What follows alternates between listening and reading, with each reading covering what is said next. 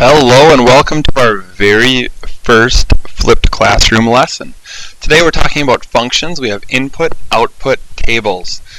We're going to take a look at the right hand side here. I'm on page 37. Please follow along with me in your book as we go. So looking at page 37 here, we have our rule.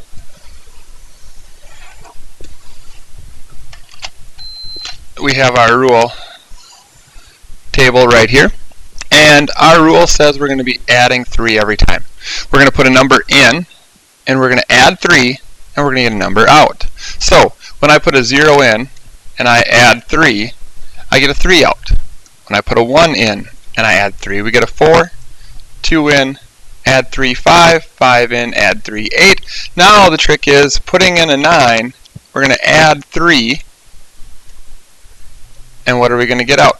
Well, 9 plus 3 is 12. We have our input, then we have our rule, and then we have our output. Input, rule, output. Very good. We're going to our next one. Add 8 every time. We're putting in a 1, we're adding 8, we're getting out a 9. Putting in a 2, add 8. We should get out a 10. Next one here is backwards thinking. We're going to use our inverse operation of adding 8, but now we're going this way, so we're not going to add 8. We're going to subtract 8. 8 taken away from 11 gives me a 3. So we have a 3. Now we get to continue on with our rule. 4 plus 8 gives me 12. Notice how in this one we actually have a sequence of numbers.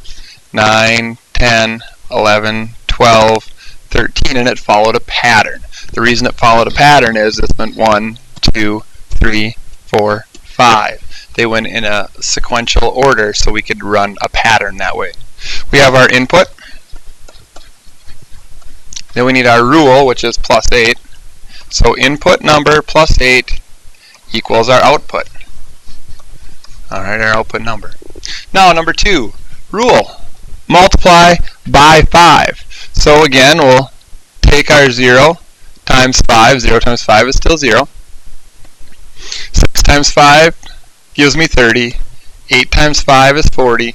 Now we have 9 times 5. 9 times 5 is 45. Notice these numbers did not go in a sequence. The reason they did not go in a sequence is because these numbers are not following a pattern or sequence.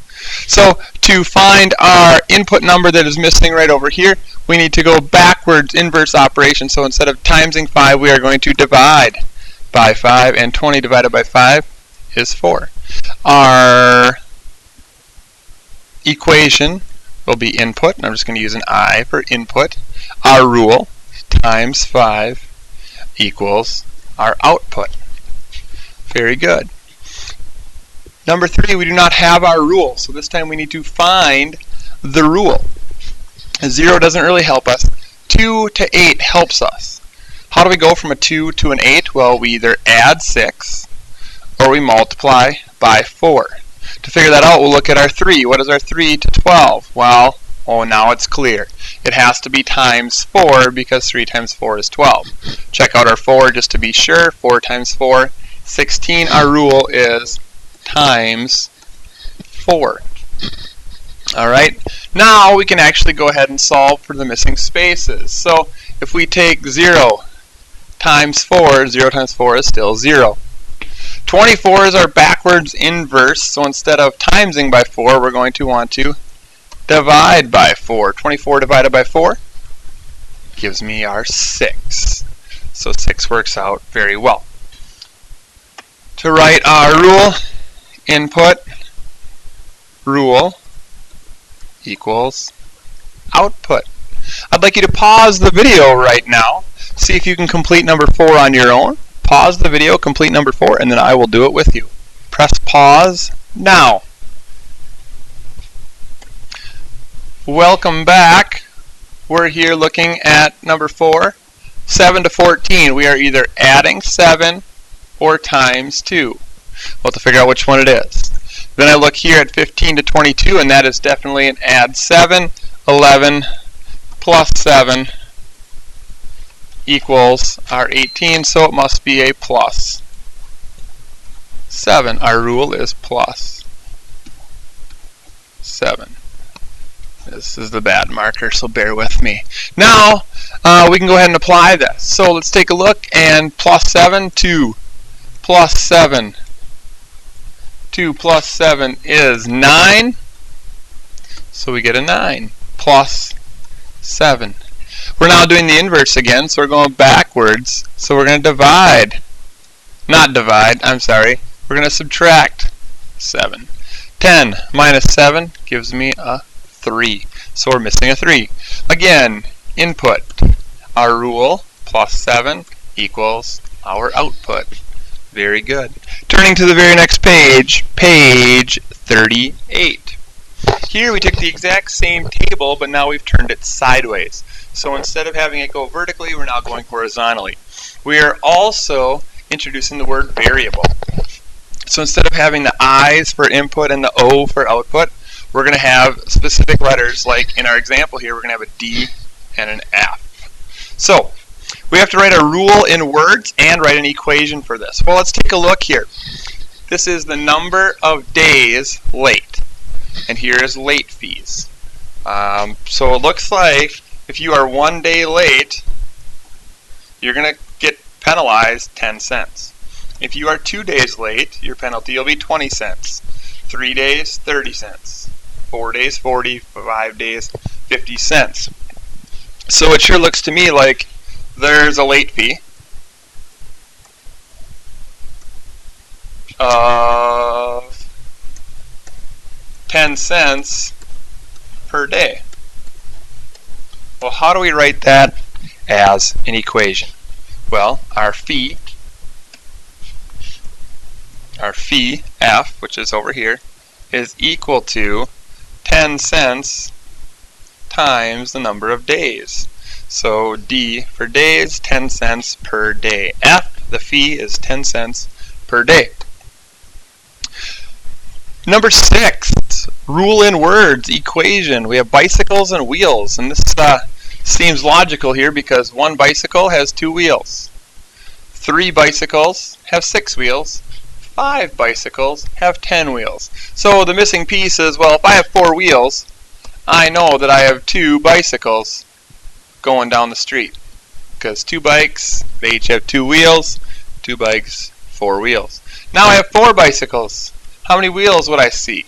I would see 8 wheels because we are going times 2 every time. So our rule in words would be bicycles. I'm going to say bikes is 2 times, I should say bike wheels is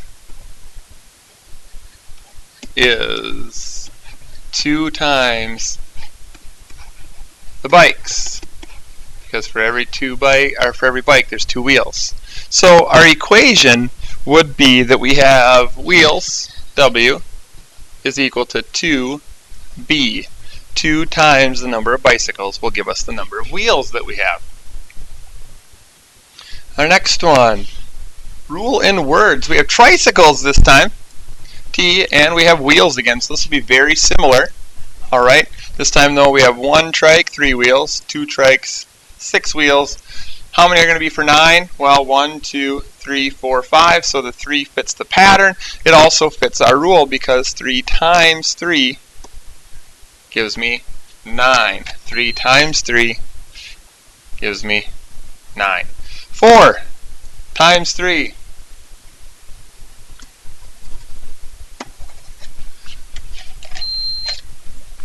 4 times 3 is 12. So following our rule, times 3. Rule in words. Oh, the wheels is, not in, is 3 times the number of trikes. I apologize, my marker here is dying. The tricycles. Alright, and our equation would be W equals 3T for tricycles. 3 times the tricycles. What I'd like you to do right now is pause the video. Please pause the video. See if you can work out problems 8 and 9 on your own.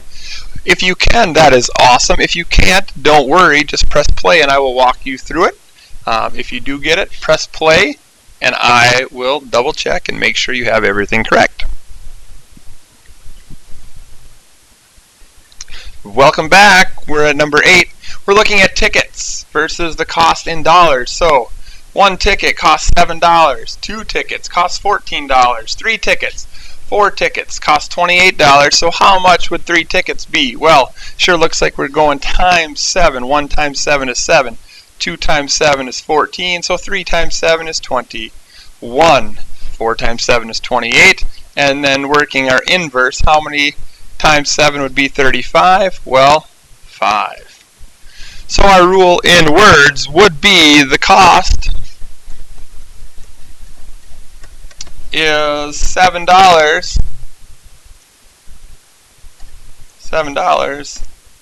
times the tickets, the number of tickets.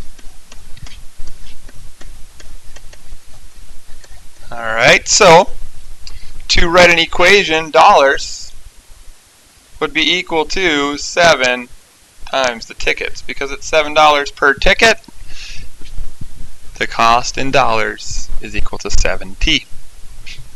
Number 9. We have inches of rain and inches of snow. If we have 0 inches of rain, it makes sense we have 0 inches of snow. Now, if we have 1 inch of rain, that would equal 10 inches of snow. So when we get a 10-inch snowstorm, that's like getting 1 inch of rain. 20 inches of snow, we'll hang out with that one for right now. 3 inches of rain gives us 30 inches of snow. Well, now I can see the pattern because we're definitely going from 1 to 10, 3 to 30. That means we need to go 2 to 20. So 2 inches of rain equals 2 inches of snow. And if we have 4 inches of rain, get your shovel, 40 inches of snow that day. So our rule in words is 1 inch of rain is going to equal 10 inches of snow. 1 inch of rain equals 10 inches of snow. To write that as an equation with our numbers, snow is equal to 10 R for rain. 10 R for rain. I want to put a code on here so that I know that you watched the entire video. After you are done, you have the word date in the top right hand corner of your sheet. I apologize for my pen not cooperating. You have date and then you have a line. If you would put a smiley face right next to date, that smiley face is the key that you watched the entire video and will be given credit for doing your homework at home, or I should say your in-class work at home. Thank you for the first installment of our flipped classroom.